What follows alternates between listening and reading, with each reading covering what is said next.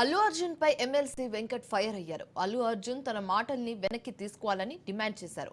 రేవతి చనిపోయిన మరుసటి రోజు అల్లు అర్జున్ తన ఇంటి వద్ద టపాసాలు కాల్చారని, ఈ ఘటనపై అల్లు అర్జున్ ఆత్మ పరిశీలన చేసుకోవాలని మాట్లాడారు.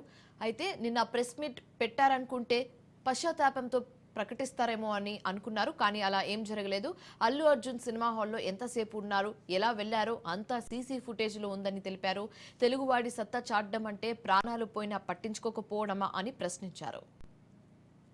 అల్లు అర్జున్ గారు నిన్న ముఖ్యమంత్రి గారు అసెంబ్లీలో ప్రస్తావించిన తర్వాత మీరు ప్రెస్ మీట్ పెడతారనంటే పశ్చాత్తాపంతో ప్రెస్ మీట్ పెడుతున్నారని చెప్పి నేను అనుకున్నా.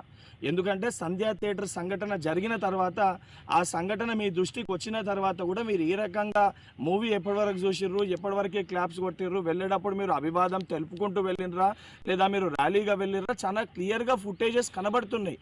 మీరు అవన్నిటినీ పక్కన పెట్టి ఏదో జరగలేదు, నా దృష్టికి రాలేదని చెప్పి మీరు మాట్లాడుతున్నారు. సరే, మరుసటి రోజు మీ ఇంటి దగ్గర కూడా మీరు ఇన్సిడెంట్ జరిగిన తర్వాత కూడా పటాకీలు కాల్చుకున్నారు. సరే, ఆ విషయాలన్నింటినీ కూడా మేము ప్రస్తావిస్తలేము అని మీరు మాట్లాడుతూ ఏమని అంటారు, తెలుగుని సత్తా చాటుతున్నాం అని మాట్లాడుతున్నారు. తెలుగుని సత్తా చాటేది ఉంటే మన వలన తెలుసో తెలియకనో ఏదైతే సంబంధించి సంఘటనలో మనుషుల ప్రాణాలు పోయే విధంగా అటువంటి ఒక చర్యలు జరిగినప్పుడు దాన్ని ఏదైతే సంబంధించి సానుభూతితోటి స్పందించి ప్రెస్ మీట్ నిర్వహించి ఆ కుటుంబానికి అండదండగా నిలిచే ప్రయత్నం చేయాలి తప్ప, నిన్న ముఖ్యమంత్రి గారు ఏదైతే ఈ ప్రజాప్రభుత్వము ప్రజలకు అండదండగా ఉంటుంది, ఎవరు తప్పు చేసినా కూడా ఊరుకోము, శిక్షిస్తామని చెప్పి ముఖ్యమంత్రి గారు వారి స్థాయిలో తెలంగాణ ప్రజానికానికి ఒక ధైర్యం, ఒక భరోసా కల్పిస్తుంటే దాని తర్వాత మీరు ఈ రకంగా ప్రెస్ మీట్ పెట్టడం అనేది సరికాదు.